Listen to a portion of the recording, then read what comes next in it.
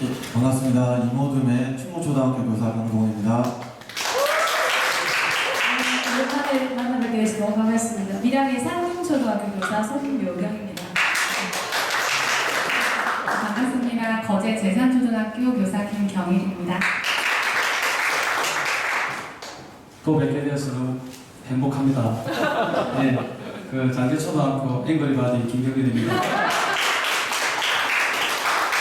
반갑습니다. 사천 용현초등학교 교사 재웅기입니다.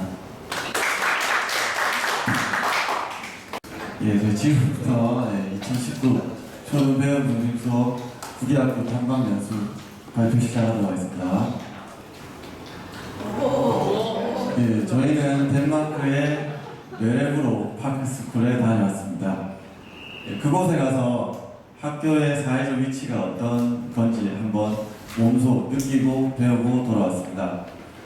근데 수업도 마찬가지지만 저희가 떠난 지 2주 정도 됐기 때문에 약간 전시학습 상기가 좀 필요할 것 같습니다. 그래서 간단한 영상으로 한번 추억을 회상하고 발표 계속 이어나가겠습니다.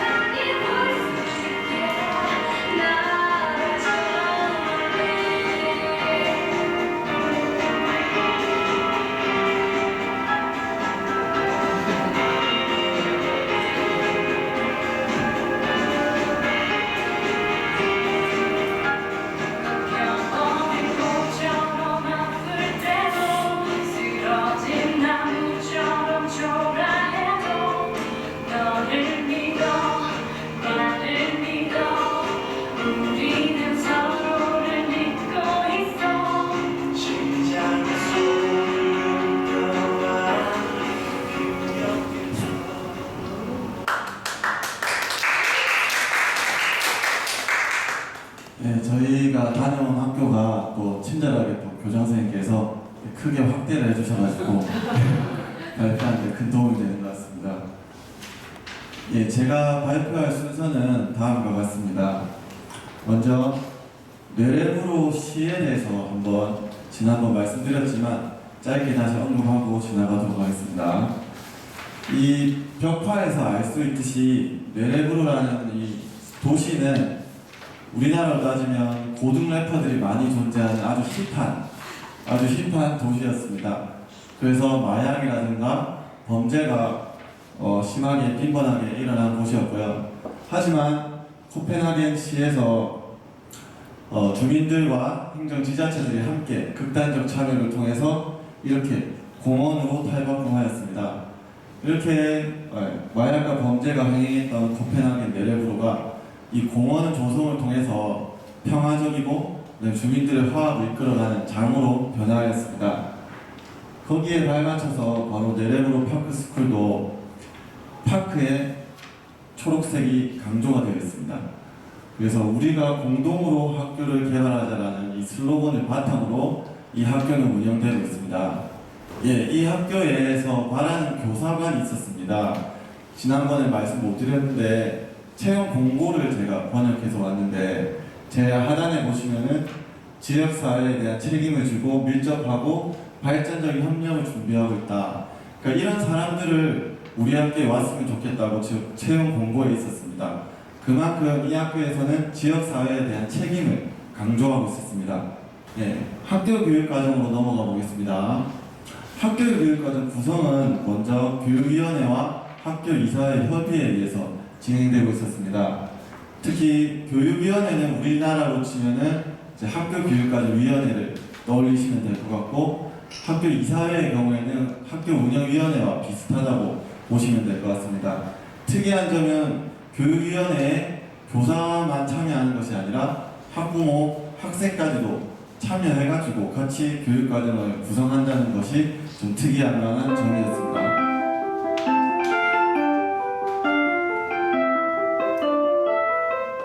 예, 종소리가 아주 아름답습니다. 네, 학교 교육과정 편성 원리입니다. 이 학교에 세 가지의 그 기준을 놓고 학교 교육과정을 편성하고 있었는데, 먼저 전문성 개발이었습니다. 이 학교에는 보통 그 7학년부터 우리가 중학교, 고등학교 때 문과, 이과 이렇게 정하듯이 7학년부터 미디어, 통신, 그 다음에 국제인류학, 그 다음에 수학, 과학 계열로 나눠가지고 세분화해서 졸업시험도 거기에 맞춰서 치르는 것을 확인할 수 있었습니다. 네, 그런 의미에서 전문성 개발이 이루어진다고 볼 수 있었습니다. 다음으로 국제적 시각인데요. 이 학교가 지역사회에서 하는 역할, 그 다음에 지역사회의 위치에 있는 어떤 지리적인 측면, 그 다음에 문제 해결적인 측면에 있어서 이 학교는 국제적 시각을 담아내고 있었습니다. 그래서 EU에서 보조원이 와서 학교 수업을 도와주고 있었습니다. 그 다음에 학교 교육과정 편성 원리에 배수의 원리가 있습니다. 여기 보시면은 3, 6, 9로 시스템이 되어 있습니다. 3학년 0에서 3학년까지, 그 다음에 4에서 6학년까지, 7에서 9학년까지가 시간표가 이렇게 짜져 있는 것을 확인할 수 있고요. 특이할 만한 점이 지금 보시면은 3학년 B반의 수업 시간표고요. 그 다음에 같은 날에 3학년 A반의 수업 시간표를 보여드리겠습니다. 지금 여기 월요일을 한번 보시면은 3학년 A반은 지금 시간표가 다릅니다. 그러니까 반별로 시간표가 같지가 않습니다. 가이드라인을 정해놓아 주지만 반별로 시간표를 자유롭게 교육과정에 맞게끔 운영하고 있었습니다. 그래서 저희 초등에서도 40분을 1시간으로 하는데 블록 타임제 말고도 좀 더 유연하게, 이 학교에서는 45분, 60분, 90분 이렇게 세 가지로 타임테이블이 짜여져 있었습니다. 이런 점들 한번 참고해도 좋을 것 같습니다.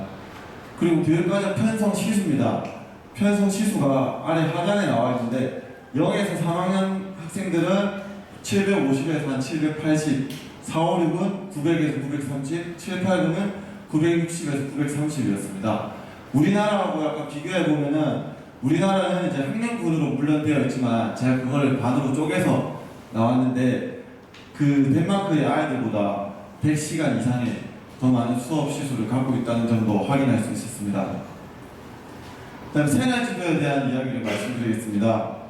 이 학교는 휴대폰 사용 규칙, 흡연 및 금연 관련 규칙, 왜냐하면 이 학교가 지금 9학년까지 있기 때문에, 그리고 9학년에서 적응을 못한 친구들은 10학년으로 넘어가는 수준이기 때문에 흡연 및 금연에 관련된 규칙도 있었고, 그 다음에 화학을 강조하듯이 왕따 예방 교육, 왕따에 대한 학교의 다짐까지도 홈페이지에 제시되어 있었습니다.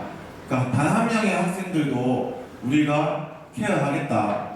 반대로 따지면은 우리나라처럼 어떻게 보면 우수한 학생을 막 길러내자 이런 목표보다는 한 명의 학생까지도 우리는 더 챙기겠다, 이런 의미가, 이런 정신이 좀 더 부각되는 학교였습니다.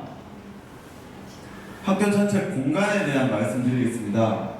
이 건물의 이 사진을 보시면은 왼쪽은 벽돌로 되어 있고 오른쪽은 현대식 건물로 되어 있습니다. 이 학교가 1888년에 제일 처음에 이 건축물이 지어졌는데, 그 이후에 이제 1975년에 이 붉은 벽돌 해가지고 고등학교로 운영이 되다가 2012년도에 이렇게 현대식 건물을 같이 세우면서 내레브로 파크 스쿨이 초중등이 이제 같이 시작이 되었다고 합니다. 그래서 이 학교 사람들, 이 지역 주민 사람들은 이 공간에 대해서 과거와 미래의 문화적 상호작용이라고 표현했습니다. 그래서 그만큼 공간에 대한 가치를 두고 학교 경영을 하고 있었습니다.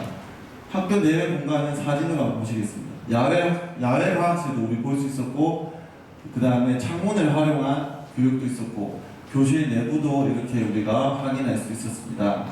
그리고 이런 다용도 조리실 같이 체험 교육을 강조하였는데, 아까 말씀드렸듯이 전문적 개발을 위해서 체험 교육도 강조하고 있었습니다. 우리나라와 한번 비교해 보겠습니다.